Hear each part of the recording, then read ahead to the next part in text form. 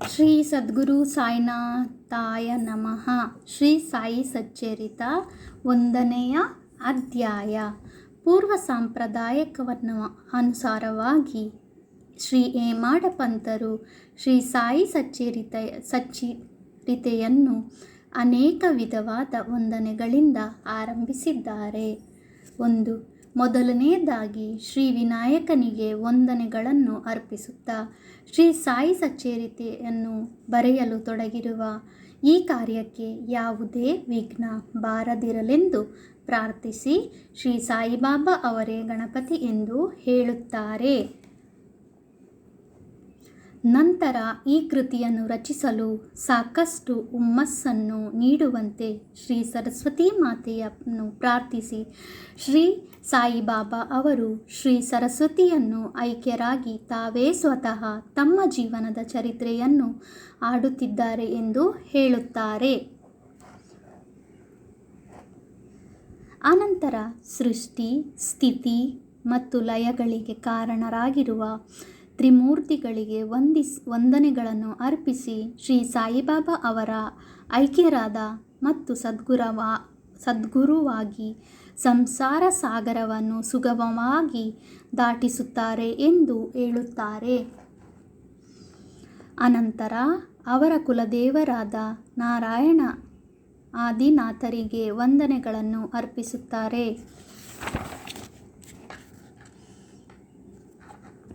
ಅನಂತರ ತಾವು ಜನಿಸಿದ ಗೋತ್ರದ ಮೂಲಪುರುಷರಾದ ಭಾರದ್ವಾಜ ಮುನಿಗಳಿಗೆ ಮತ್ತು ಯಾಜ್ಞವಲ್ಕ್ಯ, ಭೃಗು, ಪರಾಶರ, ನಾರದ, ವೇದವ್ಯಾಸ, ಸನಕ, ಸನಂದನ, ಸನತ್ಕುಮಾರ, ಸುಕ, ಸೌಕನ, ವಿಶ್ವಾಮಿತ್ರ, ವಾಲ್ಮೀಕಿ, ವಾಸುದೇವ, ಜೈಮಿನಿ, ವೈಶಂಪಾಯನ, ನವಯೋಗೀಂದ್ರ ಮುಂತಾದ ಮಹರ್ಷಿಗಳಿಗೂ ಮತ್ತು ನವಯೋಗಿಗಳಾದ ನಿವೃತ್ತಿ ಜ್ಞಾನವೇದ, ಮುಕ್ತಾಬಾಯಿ, ಜನಾರ್ದನ, ಏಕನಾಥ, ನಾಮದೇವ, ತುಕಾರಾಮ, ಕನ್ಹ, ನರಹರಿ ಮೊದಲಾದವರಿಗೆ ಸಹ ವಂದನೆಯನ್ನು ಅರ್ಪಿಸುತ್ತಾರೆ.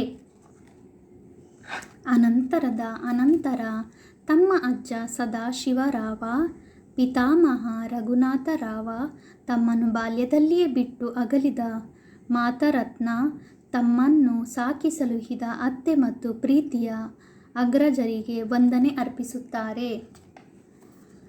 ವಾಚಕ ಮಹಾಶಯರಿಗೂ ಸಹ ವಂದನೆ ಅರ್ಪಿಸಿ ಈ ಕಾರ್ಯಕ್ಕೆ ಅವರು ನಿಶ್ಚಲವಾದ ಗಮನ ಕೊಡುವಂತೆ ಪ್ರಾರ್ಥಿಸುತ್ತಾರೆ.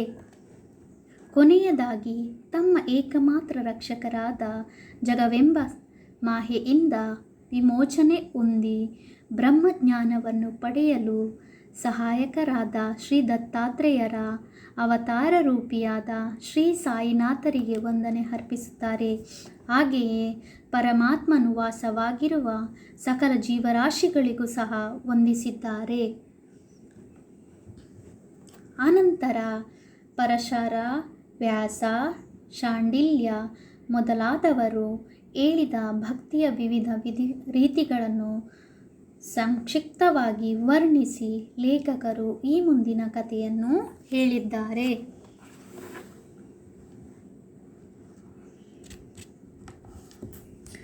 ಸುಮಾರು 1910 ನಂತರ ಒಂದು ದಿನ ಪ್ರಾತಃ ಕಾಲ ಶ್ರೀ ಸಾಯಿಬಾಬಾ ಅವರು ದರ್ಶನ ಭಾಗ್ಯವನ್ನು ಪಡೆಯಲು ಶಿರಡಿಯಲ್ಲಿರುವ ಮಸೀದಿಗೆ ಹೋದೆನು. ಆ ದಿನ ಆ ಕೆಳಕಂಡ ಅದ್ಭುತವಾದ ಚಮತ್ಕಾರವನ್ನು ಕಂಡು ದಿಗ್ಭ್ರಾಂತನಾದೆ. ಶ್ರೀ ಸಾಯಿಬಾಬಾ ತಮ್ಮ ಮುಖವನ್ನು ತೊಳೆದುಕೊಂಡು ನಂತರ ಗೋಧಿಯನ್ನು ಬೀಸಲು ತಕ್ಕ ಸಿದ್ಧತೆಗಳನ್ನು ಮಾಡಿಕೊಂಡು ಹಿಡಿಯಾಗಿ ಗೋಧಿಯನ್ನು ಬೀಸುವ ಕಲ್ಲಿನೊಳಗೆ ಹಾಕಿ ಬೀಸುತ್ತಾ ಇವರು ಭಿಕ್ಷೆ ಬೇಡಿ ಬೀಸುವ ಕಲ್ಲಿನೊಳಗೆ ಹಾಕಿ ಬೀಸುತ್ತಾ ಕುಳಿತರು. ಇವರು ಭಿಕ್ಷೆ ಬೇಡಿ ಜೀವಿಸುವವರು, ಹೀಗೆಯೇ ಗೋಧಿಯನ್ನು ಬೀಸಿ ಇಟ್ಟು ಕೂಡಿ ಹಾಕುತ್ತಿದ್ದಾರೆ ಎಂಬ ಭಾವನೆ ನಮ್ಮಲ್ಲಿ ಮೂಡಿತು. ಅಲ್ಲಿ ಬಾಬಾ ಅವರನ್ನು ಕೇಳುವ ಧೈರ್ಯ ಯಾರಿಗೂ ಇರಲಿಲ್ಲ. ಅನಂತರ 4 ಜನ ಮಹಿಳೆಯರು ಧೈರ್ಯದಿಂದ ಮುಂದೆ ಹೋಗಿ ಅವರನ್ನು ಎಬ್ಬಿಸಿ ಅವರ ಲೀಲೆಗಳನ್ನು ಆಡುತ್ತಾ ತಾವೇ ಬೀಸಲು ಕುಳಿತರು. ಬಾಬಾ ಮೊದಲು ಕೋಪಗೊಂಡರು. ನಂತರ ಅವರು ಪ್ರೀತಿ, ಭಕ್ತಿ, ವಾತ್ಸಲ್ಯಗಳಿಗೆ ಮನಸೋತು ಮುಗುಳು ನಗೆ ಬೀರುತ್ತಾ ಕುಳಿತರು. ಅವರು ಬೀಸುತ್ತಾ, ಬಾಬಾ ಅವರಿಗೆ ಮನೆಯಾಗಲಿ, ಮಠವಾಗಲಿ, ಆಸ್ತಿಪಾಸ್ತಿಗಳಾಗಲಿ, ಮಕ್ಕಳು ಮರಿಗಳಾಗಲಿ ಇಲ್ಲ. ಜೋಪಾನ ಮಾಡಲು ಸಹ ಯಾರೂ ಇಲ್ಲ. ಭಿಕ್ಷಾಟನೆಯಿಂದ ಕಾಲ ನೂಕುತ್ತಿದ್ದಾರೆ. ರೊಟ್ಟಿ ಮಾಡಲು ಹಿಟ್ಟು ಬೇಕಾಗಿಲ್ಲ. ಇವರಿಗೇಕೆ ಇಷ್ಟೊಂದು ಹಿಟ್ಟು?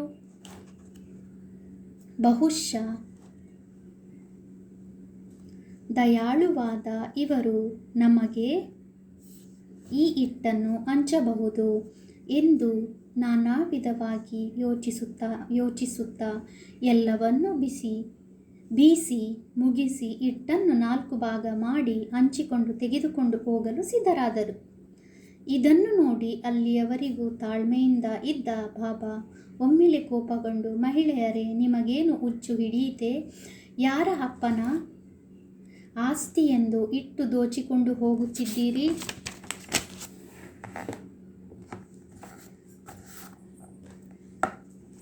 ನಾನೇನಾದರೂ ನಿಮ್ಮ ಮನೆಯಿಂದ ಗೋಧಿಯನ್ನು ಎರವಲಾಗಿ ತಂದಿರುವೆನೇ? ಈಗ ಹಿಟ್ಟು ತೆಗೆದುಕೊಂಡು ಹಳ್ಳಿಯ ಗಡಿಯ ಸುತ್ತಲೂ ಒಗೆದು ಬನ್ನಿರಿ ಎಂದರು.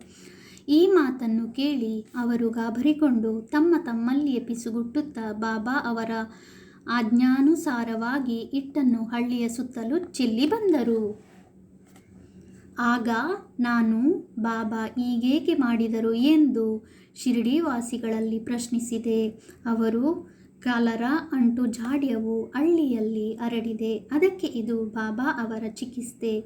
ಹಿಟ್ಟು ಮಾಡಿ ಚೆಲ್ಲಿದ್ದುದು ಗೋಧಿಯನ್ನಲ್ಲ, ಕಾಲರಾ ಕ್ರಿಮಿಗಳನ್ನು ಪುಡಿ ಮಾಡಿ ಹಳ್ಳಿಯಿಂದ ಆಚೆಗೆ ಚೆಲ್ಲಿದ್ದಾರೆ. ಇದರಿಂದ ಕಾಲರಾ ಜಾಡ್ಯವು ಕಡಿಮೆಯಾಗಿ ಈಗ ಜನರು ಸುಖವಾಗಿದ್ದಾರೆ ಎಂದರು. ಈ ವಿಷಯವನ್ನು ಕೇಳಿ ನಾನು ವಿಸ್ಮಯಗೊಂಡೆ. ಆಗ ನನ್ನಲ್ಲಿ ನಾನೇ ಗೋಧಿ ಹಿಟ್ಟನ್ನು ಕಾಲರಕ್ಕೂ ಇರುವ ವ್ಯಾವಹಾರಿಕ ಸಂಬಂಧವಾದರೂ ಏನು? ಈ ಘಟನೆ ವಿವರಣಾತೀತ. ನಾನು ಬಾಬಾ ಅವರ ಲೀಲೆಗಳ ಬಗ್ಗೆ ಬರೆಯಲೇಬೇಕು ಮತ್ತು ಅವರ ಮಧುರ ಲೀಲೆಗಳನ್ನು ಮನದಣಿಯುವಂತೆ ಹಾಡಲೇಬೇಕು ಎಂದು ಯೋಚಿಸಿದಾಗ ನನ್ನ ಹೃದಯದ ಸಂತೋಷ ತುಂಬಿ ತುಳುಕಾಡಲು ಪ್ರಾರಂಭವಾಯಿತು. ಈ ರೀತಿ ಸಾಯಿ ಸಚ್ಚರಿತ ಬರೆಯಲು ನನಗೆ ಸ್ಫೂರ್ತಿ ಬಂದಿತು. ಬಾಬಾ ಅವರ ಕೃಪಾದೃಷ್ಟಿ ಮತ್ತು ಆಶೀರ್ವಾದದ ಫಲದಿಂದ ಈ ಕೆಲಸ ಯಶಸ್ವಿಯಾಗಿ ಮುಗಿಯಿತು ಎಂಬುದು ನಾನು ಬಲ್ಲೆನು. ಬೀಸುವ ತತ್ವ. ಮೊದಲನೆಯದು, ಈ ಮೇಲ್ಕಂಡ ಘಟನೆಗೆ ಶಿರಡಿ ನಿವಾಸಿಗಳು ಕೊಟ್ಟ ಅರ್ಥವಲ್ಲದ ಈ ಮನೋನ್ನತ ತತ್ವದರ್ಶನವು ಅದರ ಮತ್ತೊಂದು ಅರ್ಥವಾಗಿದೆ. ಸಾಯಿಬಾಬಾ ಶಿರಡಿಯಲ್ಲಿ ಸುಮಾರು 90 ವರ್ಷಗಳ ಕಾಲ ವಾಸಿಸಿದ್ದರು. ಈ ಕಾಲದಲ್ಲಿ ಅವರು ಈ ಥರದ ಬೀಸುವಿಕೆಯ ಕಾರ್ಯವನ್ನು ಪ್ರತಿದಿನವೂ ಮಾಡುತ್ತಿದ್ದರು. ಅವರು ಬೀಸುತ್ತಿದ್ದ ಬರೀ ಗೋಧಿಯನ್ನಲ್ಲ, ಅಸಂಖ್ಯಾತ ಭಕ್ತರ ಪಾಪಗಳನ್ನು ಮತ್ತು ಅವರ ಮಾನಸಿಕ ಹಾಗೂ ದೈಹಿಕ ಜಿಗುಪ್ಸೆಗಳನ್ನು. ಕಾರಣ, ಈ ಬೀಸುವ ಕಲ್ಲುಗಳು ಕರ್ಮ ಮತ್ತು ಭಕ್ತಿಯಿಂದ ಸೂಚಿಸುತ್ತದೆ. ಮೇಲಿನ ಕಲ್ಲು ಕರ್ಮವನ್ನು, ಕೆಳಗಿನ ಕಲ್ಲು ಭಕ್ತಿಯನ್ನು ಸೂಚಿಸುತ್ತದೆ. ಬೀಸುವ ಕಲ್ಲಿನ ಹಿಡಿಯೇ ಜ್ಞಾನ.